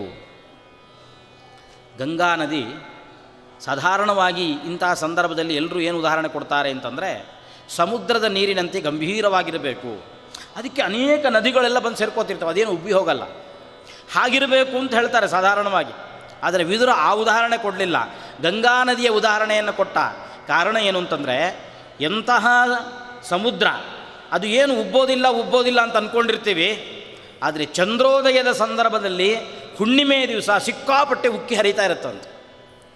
ಹಾಗೆ ಕೆಲವರು ಹೊಗಳಿಕೆ ಅವ್ರಿಗೆ ಆಗೋದಿಲ್ಲ ಅಂತ ಅಂದ್ಕೊಂಡಿರ್ತೀವಿ. ಯಾವುದೋ ಒಂದು ವ್ಯೂವಿಂದ ಹೋದರೆ ಹೊಗಳಿಕೆ ಅವ್ರಿಗೂ ಹಿಡಿಸ್ತಾ ಇರುತ್ತೆ, ಒಳಗೊಳಗೆ ಉಬ್ಬಿ ಹೋಗ್ತಾ ಇರ್ತಾರೆ ಸಮುದ್ರದಂತೆ. ಅದರಿಂದ ಸಮುದ್ರದ ನೀರಿನಂತೆ ಇರಬಾರ್ದು, ಗಂಗಾ ನದಿಯ ನೀರಿನಂತೆ ಇರಬೇಕು. ಗಂಗಾ ನದಿ ನೀರು ಏಕಪ್ರಕಾರವಾಗಿ ಹರಿತಾ ಇರುತ್ತೆ. ಅದಕ್ಕೆ ಅನೇಕ ನದಿಗಳು, ಅದಕ್ಕೂ ಉಪನದಿಗಳೆಲ್ಲ ಬಂದು ಸೇರ್ಕೋತಾವೆ. ಬಿಸಿಲುಗಾಲ ಬರುತ್ತೆ, ಆವಾಗ ಸ್ವರ್ಗಿಯೂ ಹೋಗಲ್ಲ, ಅನೇಕ ನದಿಗಳು ಬಂದು ಸೇರಿಕೊಂಡು ಅಂತ ಉಬ್ಬಿಯೂ ಹೋಗದೆ ಹೇಗೆ ಗಂಗಾ ನದಿ ಏಕಪ್ರಕಾರವಾಗಿ ಹರಿದುಕೊಂಡು ಹೋಗುತ್ತೋ, ಮನುಷ್ಯನ ಜೀವನವೂ ಕೂಡ ಕಷ್ಟ ಆಗಲಿ ಸುಖ ಆಗಲಿ, ದುಡ್ಡು ಬರಲಿ ಇಲ್ಲದೇ ಇರಲಿ, ಅವಮಾನ ಆಗಲಿ ಅವಮಾನ ಆಗದೇ ಇರಲಿ, ಸನ್ಮಾನಗಳು ನಡೆಯಲಿ, ಏಕಪ್ರಕಾರವಾಗಿ ನಡೀಬೇಕು. ಗಂಗಾ ನದಿಯ ನೀರಿನಂತೆ ಯಾಕಿರಬೇಕು ಅಂತಂದ ಅಂದರೆ, ಸಮುದ್ರದಂತೆ ಯಾಕಿರಬಾರ್ದು ಅಂತಂದ ಅಂದರೆ, ಸಮುದ್ರದಲ್ಲಿಯೂ ಬೇಕಾದಷ್ಟು ನೀರಿದೆ. ಏನು ಮಾಡೋದು ತಗೊಂಡು? ಎಷ್ಟು ನೀರಿದೆ. ಏನಾದರೂ ಬೀಚ್ ಹತ್ರ ನಾವು ಆಟ ಆಡ್ಲಿಕ್ಕೆ ಹೋದರೆ ಆಟಾಡಿ ಬಹಳ ಸುಸ್ತಾಗುತ್ತೆ, ನೀರು ಬೇಕು ಅಂತ ಅನಿಸುತ್ತೆ. ಎದುರುಗಡೆ ಅಷ್ಟು ರಾಶಿ ರಾಶಿ ನೀರಿದ್ದರೂ ಕೂಡ ಕುಡಿಲಿಕ್ಕಾಗಲ್ಲ, ಬಾಯಾರಿಕೆ ಪರಿಹಾರ ಆಗಲ್ಲ. ಅದೇ ಗಂಗಾ ನದಿ ಹತ್ರ ಹೋದರೆ ಅದು ನಮ್ಮ ಬಾಯಾರಿಕೆಯನ್ನು ಕಳೆಯುತ್ತೆ. ಅಷ್ಟೇ ಅಲ್ಲ, ನಮ್ಮ ಪ್ರಾಚೀನರು ಗಂಗೆಯ ಬಗ್ಗೆ ಒಂದು ದೊಡ್ಡ ಮಹತ್ವದ ಬುದ್ಧಿಯನ್ನು ಇಟ್ಕೊಂಡ್ರು. ಏನು ಅಂದರೆ, ಗಂಗೆ ಅದು ನೀರು ಅಂತ ಯಾರೂ ಅದರ ಬಗ್ಗೆ ಯೋಚನೆ ಮಾಡಲೇ ಇಲ್ಲ. ಗಂಗೆಯ ಬಗ್ಗೆ ಹೇಳಿದ್ರು, ಔಷಧಂ ಜಾಹ್ನವೀತೋಯಂ.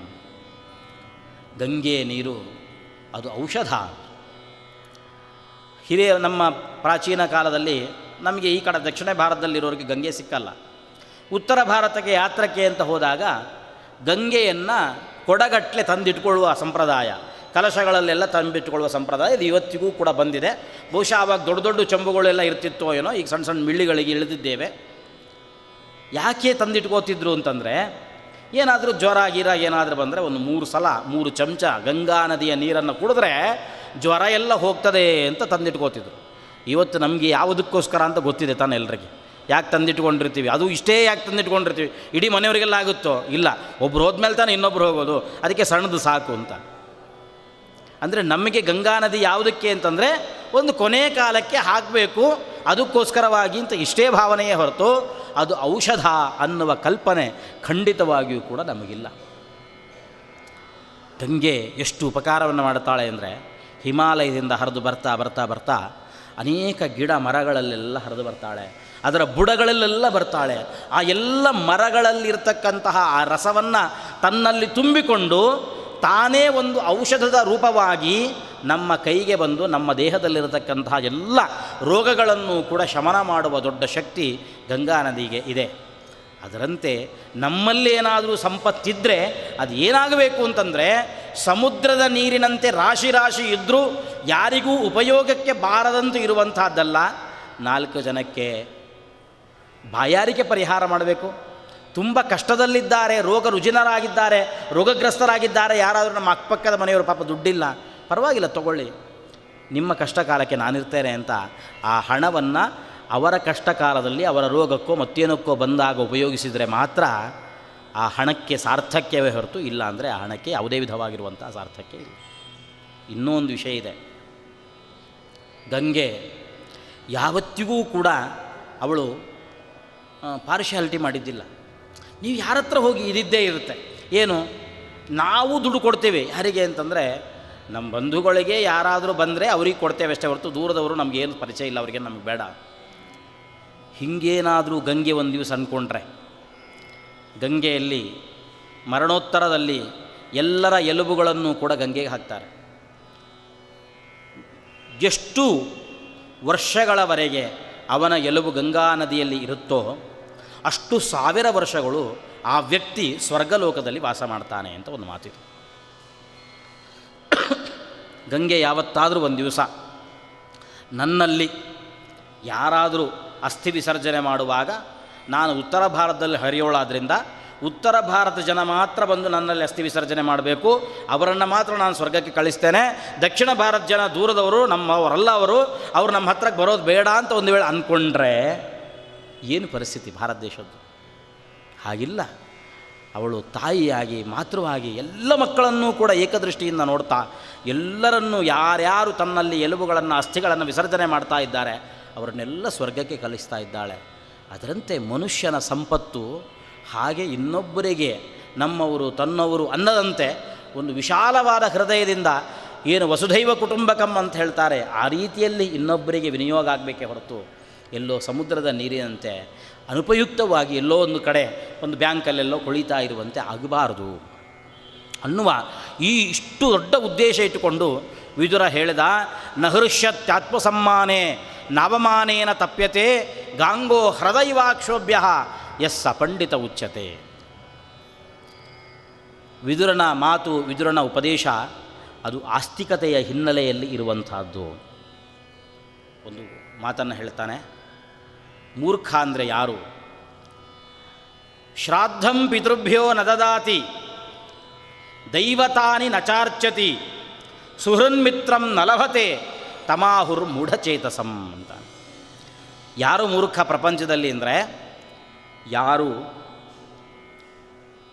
ತನ್ನ ಪಿತೃಗಳ ಉದ್ದೇಶವಾಗಿ ಶ್ರಾದ್ದಾದಿಗಳನ್ನು ಮಾಡೋದಿಲ್ಲ ಅವನೊಬ್ಬ ಮೂರ್ಖ. ಯಾರು ದೇವರ ಪೂಜೆಯನ್ನು ಮಾಡೋದಿಲ್ಲ ಅವನು ಮತ್ತೊಬ್ಬ ಮೂರ್ಖ. ಯಾರು ಜೀವನದಲ್ಲಿ ಒಳ್ಳೆಯ ಸ್ನೇಹಿತನನ್ನು ಸಂಪಾದನೆ ಮಾಡಿಕೊಳ್ಳೋದಿಲ್ಲ ಅವನೊಬ್ಬ ಮೂರ್ಖ.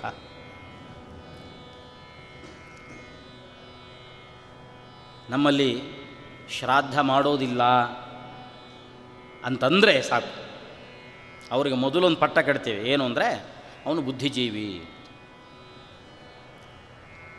ಬುದ್ಧಿಜೀವಿಗಳು ಮಾತ್ರ ಹೀಗೆ ಮಾತಾಡೋದು. ವಿದುರ ಅಂದ ತಮಾಹುರ್ ಮೂಢಚೇತಸಂ, ಅವನು ಮೂರ್ಖ ಅಂತ. ಯಾಕೆ ಅಂದರೆ, ಇದು ಅನಾಯಾಸವಾಗಿ ಮನುಷ್ಯ ನೆಮ್ಮದಿಯಿಂದ ಬಾಳಲಿಕ್ಕೆ ಸಾಧ್ಯವಾಗ್ತದೆ. ಮನೆಯಲ್ಲಿ ಬೇಕಾದಷ್ಟು ಸಂಪತ್ತಿದೆ, ಮಕ್ಕಳಿದ್ದಾರೆ, ಆದರೆ ನಿರಂತರ ಕಲಹ, ಕಚ್ಚಾಟ, ಕಿರಿಕಿರಿ ಸಾಕಾಗಿ ಹೋಗಿದೆ. ಯಾವಾಗಪ್ಪ ಈ ಜಂಜಾಟ, ಈ ಕಿರಿಕಿರಿಗಳಿಂದ ಬಿಡುಗಡೆ ಅನಿಸುತ್ತಾ ಇಲ್ಲ ಮನುಷ್ಯನಿಗೆ. ಕೆಲವು ಸಂದರ್ಭಗಳಲ್ಲಿ ಅನಿಸುತ್ತೆ. ಇನ್ನು ಕೆಲವು ಸಲ ಇದೆ, ಬೇಕಾದಷ್ಟು ಸಂಪತ್ತಿದೆ, ಆಸ್ತಿ ಇದೆ, ಎಲ್ಲ ಇದೆ, ಮಕ್ಕಳೇ ಇಲ್ಲ ಅನ್ನುವ ಸ್ಥಿತಿ ಕೆಲವು ಸಲ. ಸರಿ, ಇಂತಹ ಎಲ್ಲ ಸಮಸ್ಯೆಗಳನ್ನು ಇಟ್ಟುಕೊಂಡು ಎಂತಹ ದೇವರು ಬೇಡ ನಾಸ್ತಿಕನಾದ ಬೆಳೆದ ಜನನೂ ಕೂಡ ಕೊನೆಗೊಂದು ಸಂದರ್ಭದಲ್ಲಿ ಯಾರಿಗೂ ಹೇಳದಂತೆ ಗುಟ್ಟಾಗಿ ಜ್ಯೋತಿಷಿಗಳ ಹತ್ರ ಹೋಗಿ ತನ್ನ ಜಾತಕ ಇಡ್ತಾನೆ. ಹಿಂಗೆ ಜೀವನದಲ್ಲಿ ತುಂಬ ತೊಂದರೆ ಅನುಭವಿಸ್ತಾ ಇದ್ದೀನಿ, ಏನು ಮಾಡಲಿ ನಾನು ಅಂತ. ಮೊದಲು ಜಾತಕ ಹಿಂಗೆ ನೋಡ್ತಾ ನೋಡ್ತಾ ಅವರೊಂದು ಮಾತು ಹೇಳ್ತಾರೆ, ಯಾಕೋ ನಿಮಗೆ ಪಿತೃಶಾಪ ಇದೆ, ಆದ್ದರಿಂದ ನಿಮ್ಮ ಜೀವನದಲ್ಲಿ ಇಷ್ಟು ದೊಡ್ಡ ಸಮಸ್ಯೆ ಬರ್ತಾ ಇದೆ. ಆಗಬಹುದು, ಹೇಳಲಿಕ್ಕೆ ಬರಲ್ಲ, ಸುಳ್ಳೇನೂ ಹೇಳಲ್ಲ. ನ ತತ್ರ ವೀರಾ ಜಾಯಂತೆ ಯತ್ರ ಶ್ರಾದ್ದಂ ವಿವರ್ಜಿತಂ. ಯಾವ ವಂಶದಲ್ಲಿ, ಯಾವ ಕುಲದಲ್ಲಿ ಶ್ರಾದ್ದಾದಿಗಳು ನಡೆಯೋದಿಲ್ಲ. ಕೆಲವು ಸಲ ಏನಾಗಿರುತ್ತೆ, ನನಗೆ ಮಕ್ಕಳಿದ್ದಾವೆ, ನಾನು ಆರಾಮಾಗಿದ್ದೀನಿ, ಸರಿ ನಾನು ಏನೂ ಮಾಡಲಿಕ್ಕೆ ಹೋಗಲ್ಲ, ನನಗೆ ಶ್ರಾದ್ದ ಇತ್ಯಾದಿಗಳ ಬಗ್ಗೆ ನಂಬಿಕೆ ಇಲ್ಲ. ನೀನು ಆರಾಮಾಗಿರ್ತೀನಿ, ನಿನ್ನ ಕತೆ ಮುಗಿದೋಗುತ್ತೆ, ಮುಂದೆ ನಿನ್ನ ವಂಶದವರು ಒದ್ದಾಡುವ ಸಂದರ್ಭ ಬರುತ್ತೆ. ಯಾವ ವಂಶದಲ್ಲಿ ಶ್ರಾದ್ದ ನಿಂತು ಹೋಗಿದೆ ಅಲ್ಲಿ ಸಂತತಿಯೇ ಮುಂದುವರಿಯದೇ ಇರಬಹುದು, ವರೆದರೂ ಸಂತಾನ ಮುಂದುವರೆದರೂ ಸರಿಯಾಗಿ ಬುದ್ಧಿ ಇರುವಂತಹ, ಕೈಕಾಲು ಗಟ್ಟಿಮುಟ್ಟಾಗಿ ಇರುವಂತಹ ಮಕ್ಕಳು ಹುಟ್ಟಲೇಬೇಕು ಅಂತ ನಿಯಮ ಇಲ್ಲ.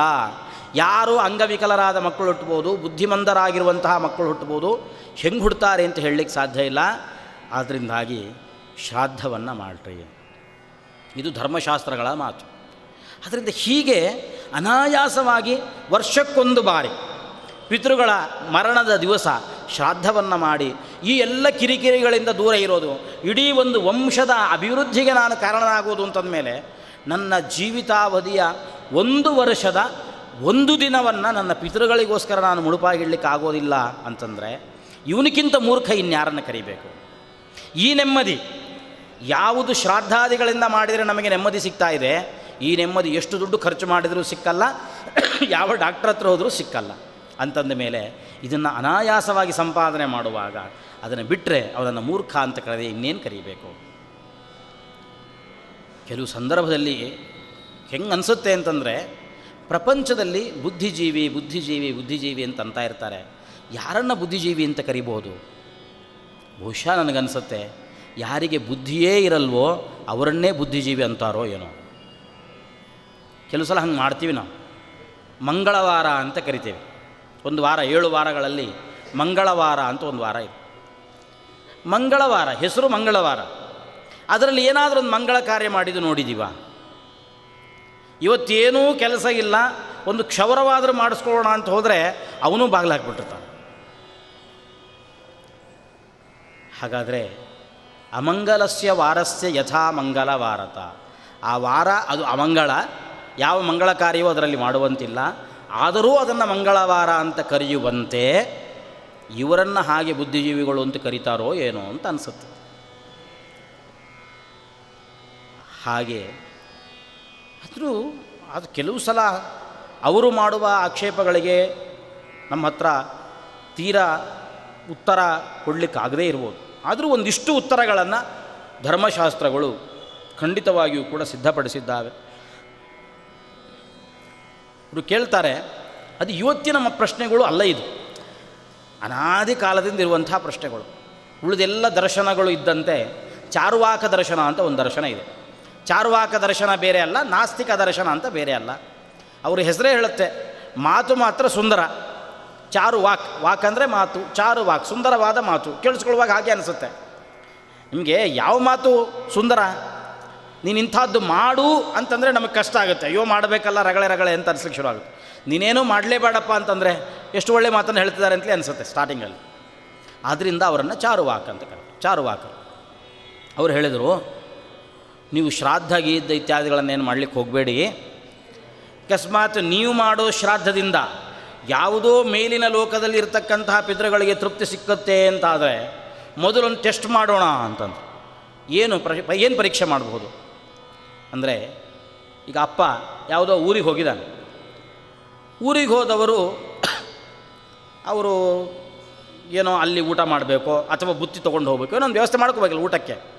ಅಪ್ಪ ಎಷ್ಟೊತ್ತಿಗೆ ಊಟ ಮಾಡ್ತಾನೆ ಅಂತ ಮಗನಿಗೆ ಗೊತ್ತು ಇಲ್ಲಿ. ಆದ್ದರಿಂದ ಆ ಸಮಯಕ್ಕೆ ಸರಿಯಾಗಿ 1-1:15 ಅಪ್ಪ ಊಟ ಮಾಡುವಂಥ ಒಂದು ಕಾಲ. ಮಗ ಇಲ್ಲಿ ಕೂತ್ಕೊಂಡು ಅಪ್ಪನ ಹೆಸರಲ್ಲಿ ಶ್ರಾದ್ದ ಮಾಡಿ ಬ್ರಾಹ್ಮಣರಿಗೆ ಊಟಕ್ಕೆ ಹಾಕಿ ಅಪ್ಪನಿಗೆ ಒಂದು ಫೋನ್ ಮಾಡಿ ಕೇಳಿ, ನಾನು ನಿನಗೋಸ್ಕರ ಶ್ರಾದ್ದ ಹಾಕಿ ಪಿಂಡ ಪ್ರದಾನ ಎಲ್ಲ ಮಾಡಿದ್ದೀನಿ, ನಿನಗೇನಾದರೂ ಹೊಟ್ಟೆ ತುಂಬ್ತಾ ಅಂತ ಕೇಳಿ.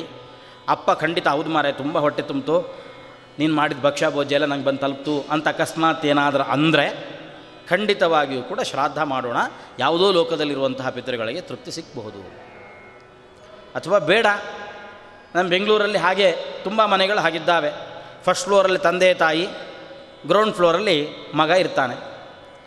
ಅಪ್ಪನನ್ನು ಕರೆದು ಊಟ ಹಾಕೋದ್ರ ಬದಲು ಇಲ್ಲೇ ಕೂತೆ ಶ್ರಾದ್ದ ಮಾಡಿ ಅಪ್ಪ ನಿಂಗೆ ಊಟ ತಲುಪ್ತಲ್ಲ ಅಂತ ಕೇಳಿ ಸಾಕು. ಯಾವುದೋ ಎಲ್ಲೆಲ್ಲೋ ಹೋಗೋದು ಬೇಡ, ಬೇರೆ ಊರಿಗೂ ಹೋಗೋದು ಬೇಡ. ಆಗುತ್ತೋ? ಆಗೋದಿಲ್ಲ ಅಂತಂದಮೇಲೆ ಯಾವ ಲೋಕದಲ್ಲಿದ್ದವರಿಗೂ ಕೂಡ ಇದು ತಲುಪೋದಿಲ್ಲ ಅನ್ನುವಂತಹ ಈ ಪ್ರಶ್ನೆ ಇದು ಇವತ್ತಿನದ್ದಲ್ಲ, ಇದು ಅನಾದಿ ಕಾಲದಿಂದಲೂ ಇರತಕ್ಕಂಥ ಒಂದು ಪ್ರಶ್ನೆ. ಮತ್ತು ನಾವು ಇಲ್ಲೇನೋ ಅನ್ನದಿಂದ ಪಿಂಡ ಪ್ರದಾನ ಮಾಡಿ ಅವರಿಗೆ ಹಾಕೋದು, ಬ್ರಾಹ್ಮಣರಿಗೆ ಊಟಕ್ಕೆ ಹಾಕೋದು, ಇದು ಇನ್ನೂ ವಿಶೇಷ ಏನು ಅಂತಂದರೆ, ನಮ್ಮ ಪಿತೃಗಳು ಯಾರಿದ್ದಾರೆ, ಮರಣ ಹೊಂದಿರುವಂಥ ಪಿತೃಗಳು, ಅವರು ಯಾವ ಲೋಕದಲ್ಲಿದ್ದಾರೆ ಅಂತಲೇ ನಮ್ಗೆ ಗೊತ್ತಿಲ್ಲ. ಯಾವ ಲೋಕದಲ್ಲಿದ್ದಾರೆ ಅಂತ ನಮ್ಗೆ ಗೊತ್ತಿಲ್ಲ. ಆದರೆ ನಾವು ಇಲ್ಲಿ ಕೂತ್ಕೊಂಡು ಅವರ ಉದ್ದೇಶವಾಗಿ ಪಿಂಡ ಪ್ರದಾನ, ಬ್ರಾಹ್ಮಣ ಬೋಧನೆ ಇತ್ಯಾದಿಗಳನ್ನು ಮಾಡಿದರೆ ಅದು ಹೋಗಿ ಅವರಿಗೆಲ್ಲ ಹೇಗೆ ತಲುಪುತ್ತೆ? ಯಾವುದೋ ಲೋಕದಲ್ಲಿದ್ದವರಿಗೆ ಹೇಗೆ ತಲುಪುತ್ತೆ ಅಂದರೆ, ಅದಕ್ಕೆ ಧರ್ಮಶಾಸ್ತ್ರಕಾರರು ಹೇಳಿದರು, ಶ್ರಾದ್ದಂ ಸಪ್ತವಿಧಂ ಸ್ಮೃತಂ. ನಾವು ಮಾಡುವ ಶ್ರಾದ್ದ ಅದು 7 ಬಗೆಯಾದದ್ದಂತೆ. ಶ್ರಾದ್ದ ಮಾಡುವವರಿಗೆ ಅದರ ಕಲ್ಪನೆ ಇರ್ತದೆ. ಅಂದರೆ ಶ್ರಾದ್ದದಲ್ಲಿ 7 ಪ್ರಧಾನವಾದ ಅಂಶಗಳಿದ್ದಾವೆ. ಒಂದು ಅಗ್ನೌಕರಣ ಅಂತ ಕರೀತಾರೆ, ಇನ್ನೊಂದು ಬ್ರಾಹ್ಮಣ ಭೋಜನ ಅಂತ ಇನ್ನೊಂದು, ಪಿಂಡ ಪ್ರದಾನ ಅಂತ ಮತ್ತೊಂದು, ವಿಕಿರ ಪ್ರದಾನ ಅಂತ ಮತ್ತೊಂದು. ವಿಕಿರ ಹಾಕೋದು ಅಂತ ಬ್ರಾಹ್ಮಣರ ಊಟದ ಎಲೆ ಸುತ್ತಲೂ ಅನ್ನ ಹಾಕ್ತಾರೆ, ಅದೊಂದು ಕೆಲಸ ಮಾಡಲಿಕ್ಕಿದೆ. ಇನ್ನೊಂದು ಊರ್ಜಂಬಹಂತು ಅನ್ನುವಂತಹ ಮಂತ್ರದಿಂದ ಒಂದು ಪ್ರಕ್ರಿಯೆ ಮಾಡಲಿಕ್ಕಿದೆ, ಅದೊಂದು ಪ್ರಕ್ರಿಯೆ ಇದೆ. ಇನ್ನೊಂದು ಶ್ರಾದ್ದ ಎಲ್ಲ ಮುಗಿದ ಮೇಲೆ ಭೂರಿ ಭೋಜನ ಅಂತ ಒಂದು ಮಾಡಿಸ್ಲಿಕ್ಕಿದೆ, ಅದು 6ನೇ ಕೆಲಸ. 7ನೇ ಕೆಲಸ ದಕ್ಷಿಣೆಯನ್ನು ಕೊಡುವಂಥದ್ದು 7ನೇ ಕೆಲಸ.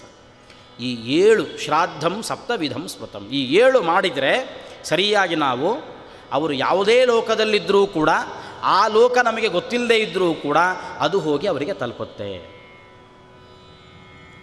ಮೊದಲನೇದ್ದು ಅಗ್ನೌಹುತಂ, ಒಂದು ಅಗ್ನೌಕರಣ ಅಂತ ಮಾಡಿಸ್ತಾರೆ ಶ್ರಾದ್ದದಲ್ಲಿ. ಅಂದರೆ ಅದು 2 ಥರ ಇದೆ. ಋಗ್ವೇದಿಗಳಿಗಾದರೆ ಪಾಣಿ ಹೋಮ ಅಂತಲೇ ಮಾಡಿಸ್ತಾರೆ, ಬ್ರಾಹ್ಮಣರ ಕೈಯಲ್ಲಿ ಹೋಮ ಮಾಡಿಸ್ತಾರೆ. ಯಜುರ್ವೇದಿಗಳಾದರೆ ಅವರು ಅಗ್ನಿಯನ್ನು ಪ್ರತಿಷ್ಠೆ ಮಾಡಿ ಅಲ್ಲಿ ಹೋಮ ಮಾಡಲಿಕ್ಕಿದೆ, ಅದು ಅಗ್ನೌಕರಣ.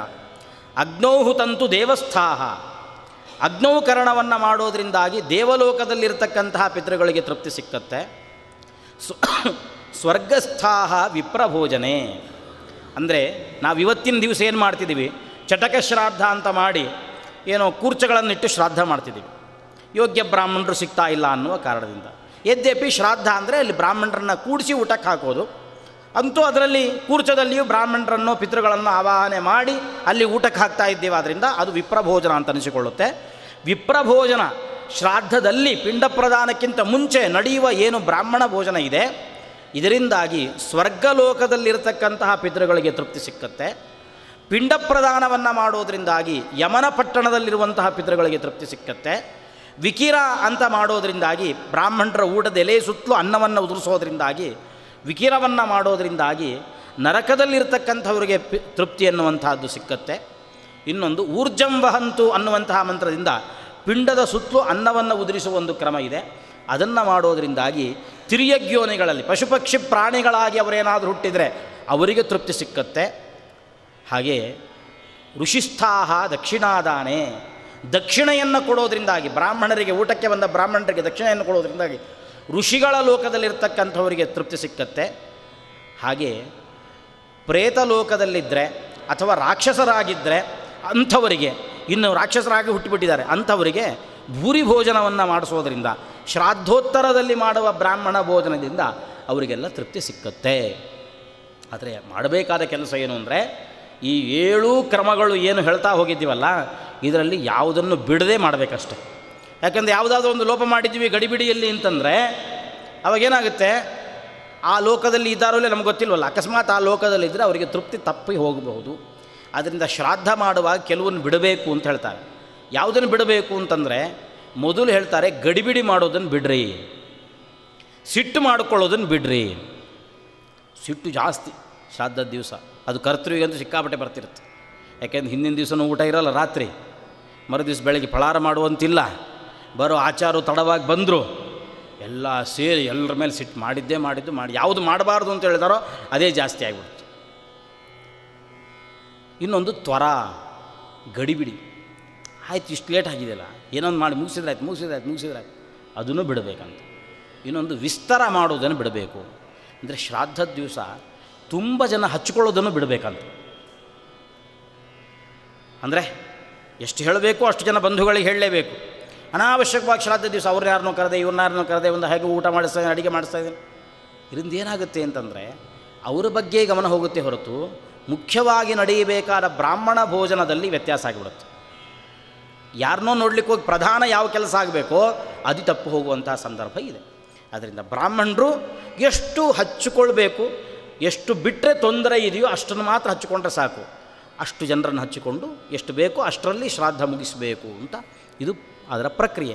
ಅದರಿಂದಾಗಿ ಇದು ಅವರು ಯಾವ ಲೋಕದಲ್ಲಿದ್ದರೂ ಕೂಡ ಈ 7 ವಿಧವಾಗಿರತಕ್ಕಂತಹ 7 ಅಂಗಗಳನ್ನು ಒಳಗೊಂಡಿರುವ ಶ್ರಾದ್ದವನ್ನು ಮಾಡೋದರಿಂದ ಅವರಿಗೆ ತೃಪ್ತಿ ಆಗುತ್ತೆ. ಅಲ್ಲ ನಾವಿಲ್ಲಿ ಅನ್ನ ಹಾಕೋದು, ಅವರು ಎಲ್ಲೋ ಇದ್ದಾರೆ, ಏನು ಸ್ವರ್ಗದಲ್ಲಿದ್ದಾರೆ ಅಂತಂದರೆ ಸ್ವರ್ಗದಲ್ಲಿದ್ದವರು ಅನ್ನ ತಿಂತಾರೋ ಅಮೃತ ತಿಂತಾರೆ, ಅವ್ರಿಗೆ ಹೋಗಿ ಹೇಗೆ ತಲುಪುತ್ತೆ? ರಾಕ್ಷಸರಾಗಿದ್ದಾರೆ, ಏನೋ ರಕ್ತ ಗಿಕ್ತ ಏನೋ ತಿಂದ್ಕೊಂಡಿರ್ತಾರಪ್ಪ, ಅಥವಾ ಇನ್ನೂ ಪಶುವಾಗಿ ಹುಟ್ಟಿದ್ದಾರೆ ಅಂತ ಇಟ್ಕೊಳ್ಳೋಣ, ಅವ್ರು ಅನ್ನ ತಿಂತಾವೋ? ಅವು ಹುಲ್ಲು ತಿಂತಾವೆ. ಅಥವಾ ಪುನಃ ಮನುಷ್ಯರಾಗಿ ಹುಟ್ಟಿ ಬಂದಿದ್ದಾರೆ, ಇನ್ನು ಪುಟ್ಟ ಕಂದಮ್ಮಗಳಾಗಿದ್ದಾವೆ, ಅವುಗಳು ಏನು ಅನ್ನ ತಿಂತಾವೋ? ಅವುಗಳು ಅನ್ನ ತಿನ್ನೋದಿಲ್ಲ. ಹೇಗೆ ಇದು ಅಂದರೆ ಅದಕ್ಕೂ ಹೇಳಿದ್ರು, ತದನ್ನಂ ಅಮೃತಂ ಭೂತ್ವ ದೇವತ್ವೇಪ್ಯನುಗಚ್ಚತಿ. ನಾವು ಕೊಡುವ ಅನ್ನ ಅದು ಅಮೃತವಾಗಿ ಮಾರ್ಪಾಟಾಗಿ ದೇವಲೋಕದಲ್ಲಿದ್ದವರಿಗೆ ತಲುಪುತ್ತೆ. ರಾಕ್ಷಸರಾಗಿ ಅವರು ಹುಟ್ಟಿದ್ದಾರೆ ಅಂತಂದರೆ ನಾವು ಕೊಡುವ ಅನ್ನ ರಕ್ತವಾಗಿ ಮಾರ್ಪಾಡಾಗಿ ಅವರಿಗೆ ತಲುಪುತ್ತೆ.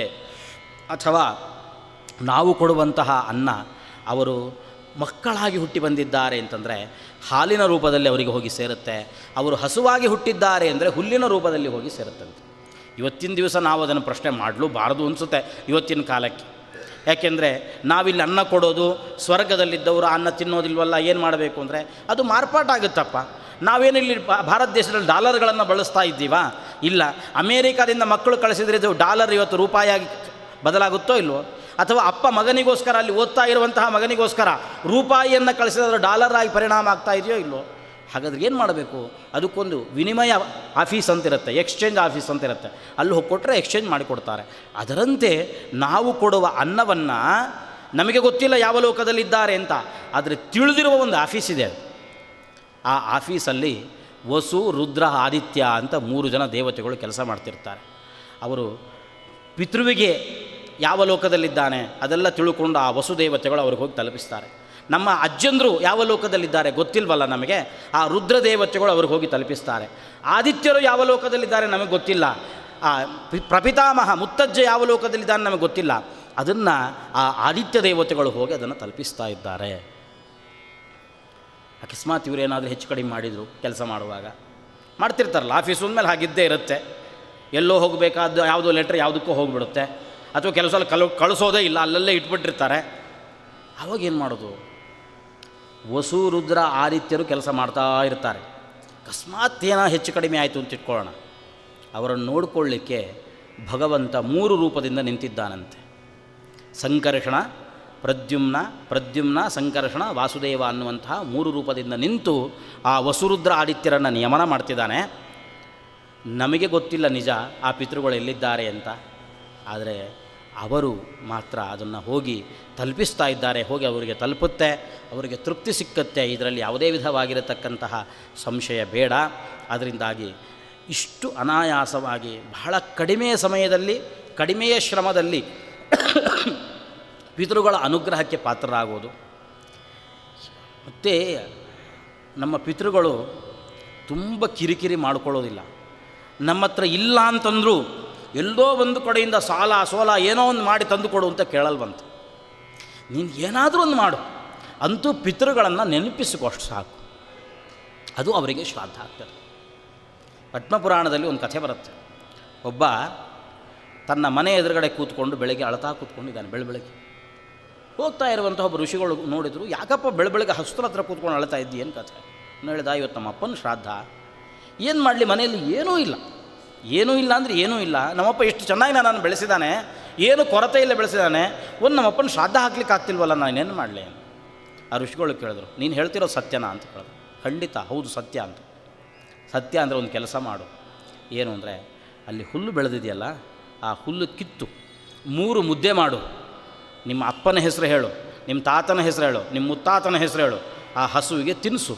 ಅಷ್ಟು ಸಾಕು, ನೀನು ನಿಮ್ಮ ಪಿತೃಗಳ ಉದ್ದೇಶವಾಗಿ ಇವತ್ತು ಮಾಡುವ ಶ್ರಾದ್ದ ಆಗುತ್ತೆ. ಅವರೇನು ನಮ್ಮನ್ನು ಕಿರಿಕಿರಿ ಮಾಡ್ಕೊಳ್ಳೋರಲ್ಲ, ನಮ್ಮ ಮಗ ನೆನೆಸ್ಕೊಂಡ ಅಂತಷ್ಟೇ. ಅವ್ರು ಬದುಕಿದ್ದಾಗಲೂ ಅಪೇಕ್ಷೆ ಪಡೋದಷ್ಟೇ.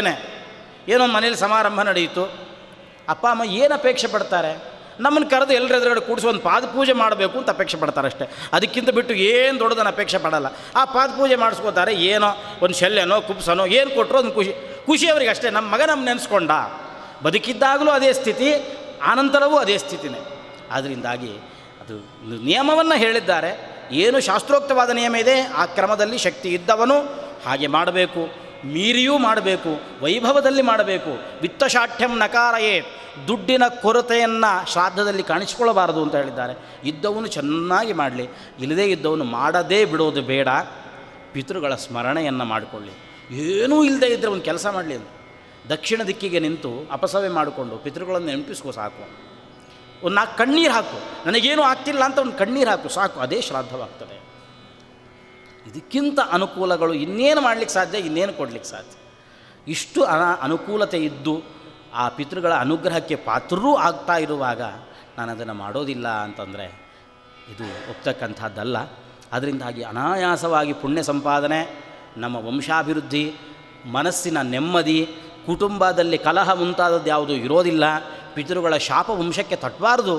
ಈ ಎಲ್ಲ ಉದ್ದೇಶದಿಂದಾಗಿ ವರ್ಷದ 360 ದಿನಗಳ ಪೈಕಿ 1 ದಿನ ಅವರಿಗೋಸ್ಕರವಾಗಿ ನಾವು ತೆಗೆದಿಟ್ಟರೆ ಇದೆಲ್ಲ ಪಡೆದುಕೊಳ್ಳಿಕ್ಕೆ ಅವಕಾಶ ಇರುವಾಗ ಯಾವನು ಅದನ್ನು ಬಿಡ್ತಾನೆ, ಕೈಚೆಲ್ಲಿ ಕೂತ್ಕೋತಾನೆ, ನನ್ನಿಂದ ಆಗೋದಿಲ್ಲ, ನಾನು ಮಾಡೋದಿಲ್ಲ ಅಂತ ಕೂತ್ಕೋತಾನೆ, ಅವನನ್ನು ಮೂರ್ಖ ಅಂತ ಕರೆಯದೆ ಮತ್ಯಾವ ಶಬ್ದದಿಂದಲೂ ಕೂಡ ಕರೀಲಿಕ್ಕೆ ಸಾಧ್ಯ ಇಲ್ಲ. ಆದ್ದರಿಂದಾಗಿ ಅವನು ವಿದುರ ಹೇಳಿದ, ಶ್ರಾದ್ದಂ ಪಿತೃಭ್ಯೋ ನ ದದಾತಿ, ಯಾರು ಪಿತೃಗಳ ಉದ್ದೇಶವಾಗಿ ಶ್ರಾದ್ದವನ್ನು ಮಾಡೋದಿಲ್ಲ ಅವನು ಮೂರ್ಖನೇ ಸರಿ. ಇನ್ನು 2 ಅಂಶಗಳಿದ್ದಾವೆ, ಅದು ಏನು ಅನ್ನೋದನ್ನು ನಾಳೆ ದಿವಸ ಸೇರಿದಾಗ ನೋಡೋಣ. ಶ್ರೀಕೃಷ್ಣ ಅರ್ಪಣಮಸ್ತು.